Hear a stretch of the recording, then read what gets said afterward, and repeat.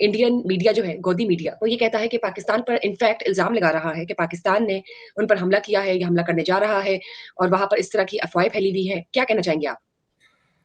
बात यह है कि कल इंडिया में एक उनके एयर सिस्टम्स में एक ग्लिच आया और उस ग्लिच का हुआ ये कि सिर्फ न्यू दिल्ली एयरपोर्ट जो है उसके ऊपर 800 फ्लाइट्स अफेक्ट हुई हैं और फिर इंडिया के जो बाकी एयरपोर्ट्स हैं उनके ऊपर हज़ारों फ्लाइट्स टोटली अफेक्ट हुई हैं और उनमें वो कह रहे हैं कि या तो जैमिंग हुई है या जीपीएस स्पूफिंग हुई है। अब जीपीएस स्पूफिंग जो है वो मैं आपको नाजरीन को समझा दूं, बड़ा सिंपल सी चीज़ है कि अगर आप फ्लाई कर रही या आप फर्ज करें गाड़ी चला रही हैं और आप अपना उस पर गूगल मैप आपने खोला हुआ है और आपने जाना है कसूर और सडनली जब आप कसूर के करीब पहुंचती हैं तो आपको आपका जीपीएस कहता है तुम तो अमृतसर में हो, ठीक है ना, तुम तो इस वक्त मुल्तान में हो या तुम तो फलां जगह हो और तुम तो इस रोड पे हो, आप कसूर की रोड पे हैं, गंडा सिंह रोड पे हैं, लेकिन वो आपको कह रहा है कि तुम तो अटक के पास जीटी रोड पे हो। तो सडनली आप कंफ्यूज हो जाएंगी। इमेजिन अगर आप जहाज उड़ा रही हैं और वहां पे आपको ये प्रॉब्लम्स हो रही हैं, या उसमें ये होगा, यानी स्पूफिंग में ये होता है कि फेक डेटा आपके रडार्स पे आ जाता है। एक तो है ना कि आपका रडार जैम हो गया, आपको कुछ नजर नहीं आ रहा, एक है कि फेक डेटा उसको रिप्लेस कर लेता है आके कि आप उन्होंने न्यू दिल्ली एयरपोर्ट उतरना है, उसका प्लेन 25,000 फीट पे फ्लाई कर रहा है, अब सडनली डेटा आया उसके पास कि तुम तो 50,000 फुट पे हो और तुम कानपुर एयरपोर्ट के ऊपर हो। तो अब पायलट तो एक किस्म का पागल ही हो जाएगा ना, हालांकि उनके बैकअप सिस्टम्स होते हैं, लेकिन ये एक मेजर एक इश्यूज है।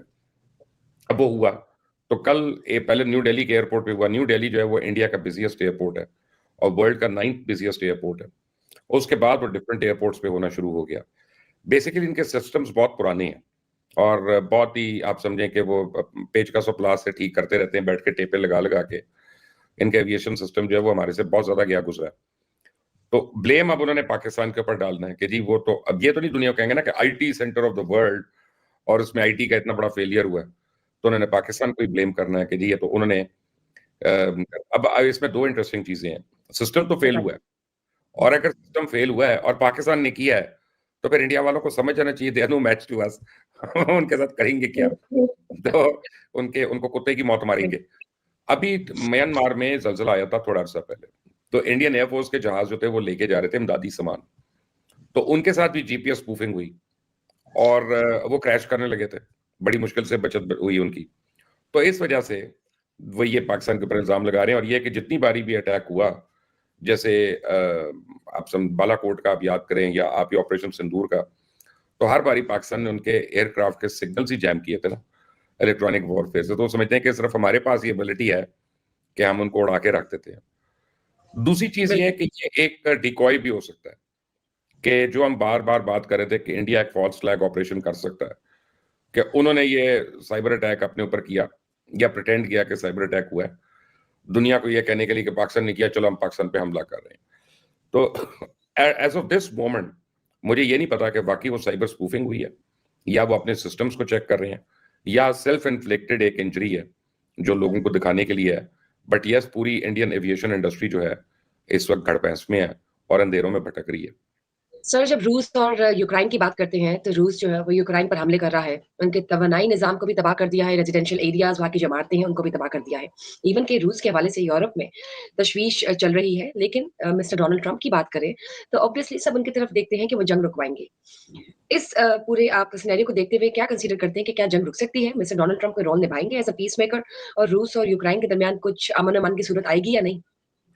देखिए बुशरा, मेरा और आपका एक कॉमन दोस्त है या कॉमन जानने वाले हैं, नईम मनीफ साहब। अब फर्ज करें मेरी और आपकी लड़ाई हो गई किसी वजह से और नईम मनीफ साहब जो है वो हम दोनों को समझा रहे हैं कि ना करो ना करो, और बज़ाहिर हम दोनों चाह रहे हैं कि जी हम मान लें उनकी बात, लेकिन अंदर से हम एक दूसरे पे हमले कर रहे हैं। मैं आप पे वीडियोस करता रहूं, आप मेरे ऊपर ट्वीट करती रहें, तो वो लड़ाई खत्म नहीं होगी। लड़ाई खत्म करने के लिए डोनाल्ड ट्रंप की कोशिशें अपनी जगह पे, उनके एफर्ट्स अपनी जगह पे, not with standing, I mean वो बड़ी एफर्ट कर रहे हैं। लेकिन जब समझे थे सारे लोग कि रशिया जो है वो मान गया है और अटैक सब रुक गए थे, तो ज़ेलेंस्की ने बगैर किसी को बताए, इवन अमेरिका को बगैर बताए, उसने रशिया की तारीख में सबसे बड़ा ड्रोन हमला किया और उसमें उसने एयर बेसिस पे डीप में जाके उनके एयरक्राफ्ट तबाह किए। वो वीडियोस निकाल के सोशल मीडिया पे वायरल की, उनकी आर्मर्ड बटालियंस पे हमले किए ड्रोन से, और जिस तरह लोगों को मारा है उसने, वो एक्चुअल वीडियोस जो थी उसने वायरल की। और रशियंस जो थे, they are very proud nation basically, Ukrainians भी हैं, लेकिन रशियंस ने जब देखा कि इस तरह उनकी ह्यूमिलिएशन हो रही है, तो उसके बाद उन्होंने कहा नथिंग डूइंग, अब हम इसको सबक ही सिखाएँगे। और ज़ेलेंस्की जो है वो हर चीज़ को एक जोक लेता है या इमदाद ले रहा होता है। मुझे तो ये लगता है कि ज़ेलेंस्की नहीं चाहता कि जंग बंद हो, क्योंकि उसको इतनी एड मिल रही है और कभी ना कभी तो इस एड का ऑडिट भी होना होगा। बेसिकली एक कॉमेडियन है ना, वो कोई स्टेट्समैन तो नहीं है, who's been right. Exalted that position. तो अभी तक वो यूक्रेन के इस कॉन्फ्लिक्ट में सवा 5 लाख लोग मर चुके हैं, सवा 5 लाख, और रशिया के भी कोई 1 लाख के करीब मर चुके हैं। लेकिन रशिया जो है वो अब यूक्रेन को साँस नहीं लेने देगा। वो उनको नहीं करने देगा दोबारा जो एक दफ़ा हो गया कॉम्प्लिसेंसी में आप कह लें, जो मर्ज़ी कह लें। तो now Ukraine is at the receiving end. अब यूक्रेन को कहना पड़ेगा कि जनाब सॉरी, आज से जंग बंदी कर लें, हम भी जंग बंदी कर लेंगे। शॉर्ट ऑफ दैट ये नहीं होगा। ये नहीं होगा कि अब बुशरा, मुबश्शिर दोनों जो हैं, वो कहें कि अच्छा जी नईम साहब आपने हमारी सुलह करा दी, अब हम दोनों कह देंगे हमने नईम की वजह से सुलह कर ली। बुशरा कहेगी नहीं, नहीं, इसने मुझे इंसल्ट किया है। अब ये पब्लिकली इसने इंसल्ट किया तो पब्लिक अपॉलॉजी करे, फिर मैं मानूँगी। तो ये उस स्टेज पे आया हुआ, ठीक है ना? ये उस स्टेज पे बात आई हुई है। तो अब ज़ेलेंस्की का ईगो है या यूक्रेन में लोगों की जानें हैं, ये फैसला उसने करना है। बिल्कुल। तो मिस्टर डोनाल्ड ट्रम्प जो है, आपको लगता है कि उस तरह से इन दोनों के दरमियान कुछ नहीं, मतलब जैसे मिस्टर नेमी नहीं, के अब आपने देखिए ना, एग्ज़ाम्पल दिया। डोनाल्ड ट्रम्प एक हद तक ही कोशिश करेगा ना, वो बड़ा खुश हो गया एक लिहाज से कि यूरोप ने कहा कि हम पैसे दे रहे हैं और यूक्रेन ने कहा हम अमेरिका का असला ले रहे हैं। तो फिर ट्रम्प ने सोचा होगा हमारी इकोनॉमी तो चल रही है ना, इनको लड़ने दो। जितनी देर लड़ सकते हैं, अपना हमारा असला बिक रहा है, हमारी इंडस्ट्री चल रही है। I mean at the end of the day he has to think for his country and his countryman. He can't think for you and me.